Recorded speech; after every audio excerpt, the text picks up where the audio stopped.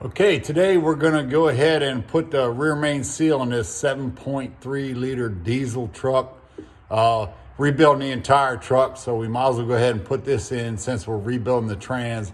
It wasn't leaking, but we got a brand new Timken seal, and all I'm going to do today is go through proper procedure for putting one of these seals in, because there are a few things that you really got to pay attention to, and if you don't, then you may even ruin your crankshaft. So stick around, we're going to get to it, and let's just put this seal in. All right, here's the old seal. Get ready to pull this thing out. And as you can see, it's not leaking, but it's got 125,000, 23 years on it, so we might as well go ahead and put a new one in it. And this is the new seal, new Timken seal, high quality. And we're just gonna stick that thing right in there and make it happy. So stick around, let's get to it. Okay, so far, got the rear main seal out. I put this up here just to show you. Got the bolts out, and all I did was take a small screwdriver and punch it in, just start working the housing of the seal. Got that wedged in there to where I could start getting this little pry tool behind it and just started prying it out, which we got that completely out. So we got that, and then everything's looking pretty good here. Didn't damage anything, got a couple little scuff marks, no big deal. Gotta clean all this off. And then if you look close at this crankshaft, that's where the seal rides. We gotta clean all that up. I'm gonna use 600 sandpaper, clean all that up, get all of this old sealer off of here without getting it down in the engine. Gotta be real careful with that. And then it'll basically be ready to put the new seal in. So we'll go from there.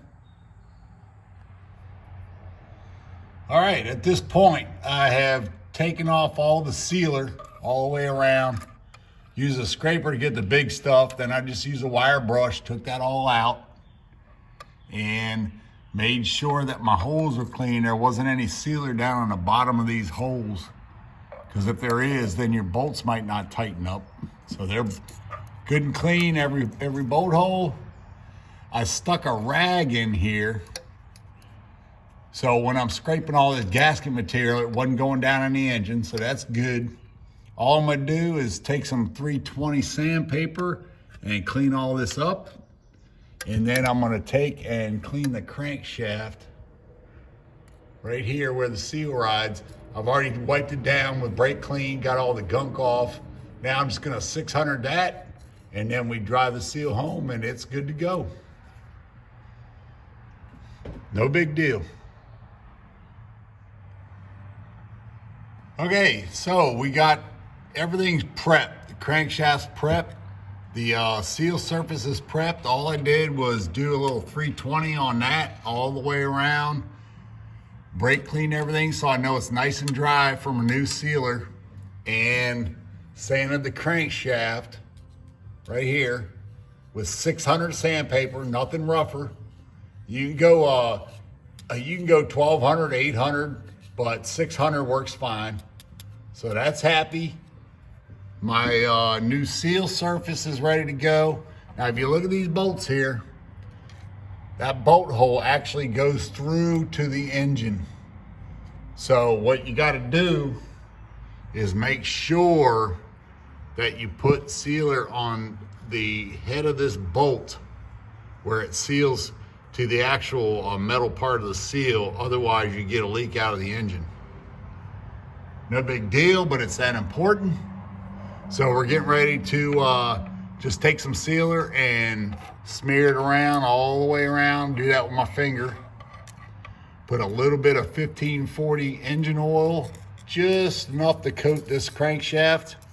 And then we're gonna put this seal home, and then the most important thing we'll do after we get the seal in. So we'll talk about that in a minute, and let's just get to it. Okay, one thing I need to talk about here, I was gonna wait till the rear main seal was in, but the best time now, just to show you what's going on here, is the importance of torque. And I learned this building transmissions, but it's all about torque when it comes to mechanicking. And this actually is a very good example of the importance of torque.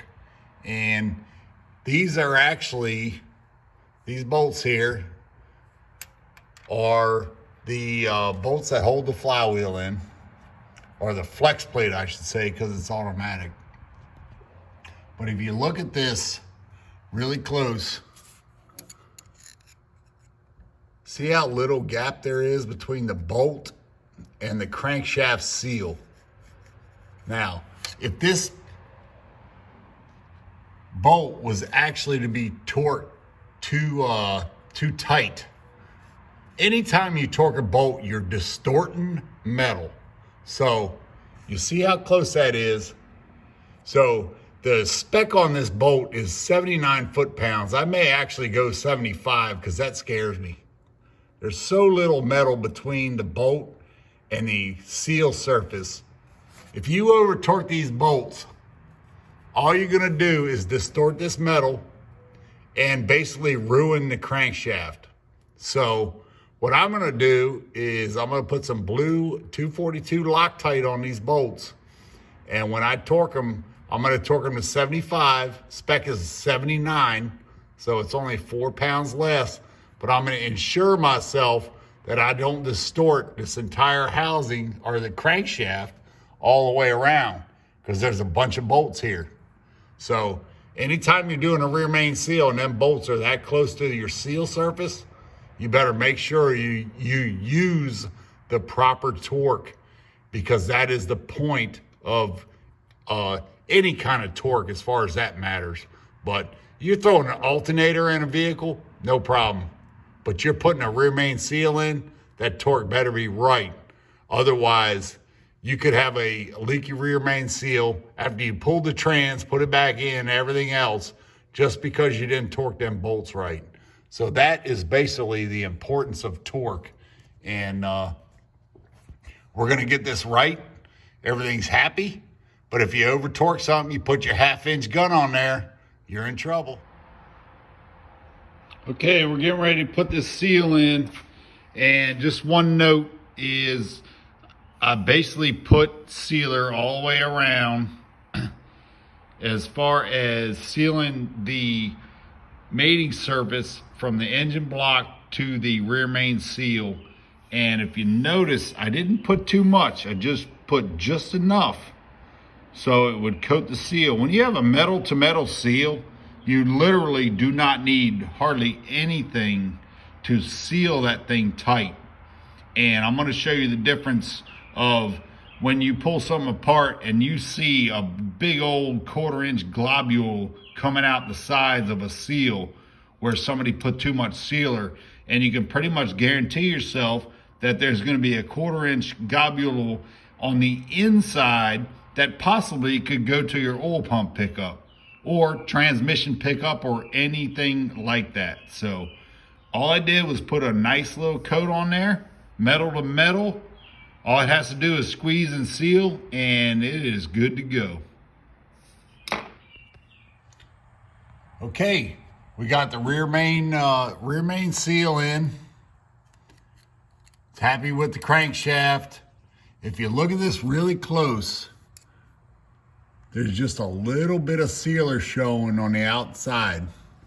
Now, that's fine. You can have all you want on the outside, but you can pretty much guarantee what's on the outside is going to be on the inside. So that could possibly break off and go down to the oil pump and get sucked up into the suction pipe of the oil pump, and half clog, quarter clog, full clog if you got a big old 1/4-inch gap, 1/4-inch bead of sealer out here. So all you need is enough to seal metal to metal. It's a very tiny bit. So that's the importance of just putting the right amount of sealer on a metal to metal seal. and we put a little bit of sealer on the head of these bolts so the engine oil wouldn't leak out of the bolt if it was dry there, because it's straight, those threads go straight into the engine. So we got a little sealer there, got a tiny bit of sealer coming out of the outside of the seal. Rear main seal is happy, everything's good. And next we're gonna talk about the torque of the flywheel, which we talked about before, but we're gonna keep going. And the inspection of anything you have to do when you pull a trans out to get everything right. All right, at this point, we got the rear main seal in. Everything's happy with that. Crankshaft's good. Rear main seal. At this point, when you have a trans out, any transmission, you got to check everything else that might need to be replaced while the transmission is out. Because if you don't replace it, say 10,000 miles, customer comes back with issues and the whole trans has to come out, that's 800, 1,200, whatever trans it is, to pull a trans out just to fix something. So with this particular truck, we got this whole plate here, and it's sealed with sealer, just like we did the rear main seal all the way around.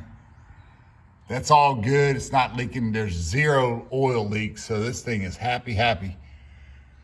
We got this plate that goes between the engine and trans just to fit the transmission to the actual international engine it is. No cracks in this thing. Everything looks good. One of the main things you look for is freeze plugs. Now the outside looks perfect. We're not touching these, everything looks fine.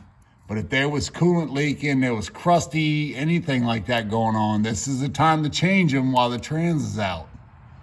So anything that needs to be done while the trans is out should be done. And you look at the starter gear here, this thing looks perfect. No issues there, teeth look fine, everything looks good. But now is the time to change anything while the trans is out. And it's that important to do it, because you don't want it coming back in 6 months and having an issue when the transmission has to come back out because you need 800, 1,200, whatever money it is to actually get the trans out is on top of just fixing one freeze plug. So it's just that simple. All right, moving along with this thing, we got the rear main seal in, and another thing to check is the flywheel. All you got to do is check, make sure there's no cracks in the welds. Biggest thing is the starter teeth. Make sure everything's good. This flywheel is perfect shape, no issues with that. Make sure there's no big cracks in it. And one of the most important things when you put a transmission in is this hub here. Make sure there's no huge nicks or scars when they've been throwing torque converters around. I use a great company and they don't do that. But anytime you get a brand new torque converter and you're putting a trans in, you have to check this, because that surface right there is basically going into your crankshaft. And we're kind of fortunate here. This is a spacer between the crankshaft of the engine and the torque converter. And all I did was put this thing down on here and made sure that it rides free. What I'm gonna do is clean this paint off of this and probably put some anti-seize on there just to make sure this converter rides free in the crankshaft. Nice and easy. When I put this trans in, I want this converter to be running free of the crankshaft. All it is that machine surface of it riding nice and free in the crankshaft. So, but it's that important. If this thing had a huge nick, you would have to force this torque converter into the crankshaft, and then that thing will be off kilter, and you'll be wearing your pump bushing out, your pump gears, all that on your brand new transmission. So it really is that simple, but it's that important to do that. I'm gonna clean this off, put some anti-seize on it, and it's good to go. And this pretty much, not a whole lot going on here, but that kind of mimics the crankshaft. Normally it's just that converter goes right into the crankshaft. In this case, it's just a spacer, and see how nice that fits. And that's without cleaning the paint off. So all you gotta do, make sure the converter rides nice and free inside the crankshaft. And that's just another step of properly either R&Ring or rebuilding a transmission. That's simple, but that important. Okay, at this point, we have everything covered.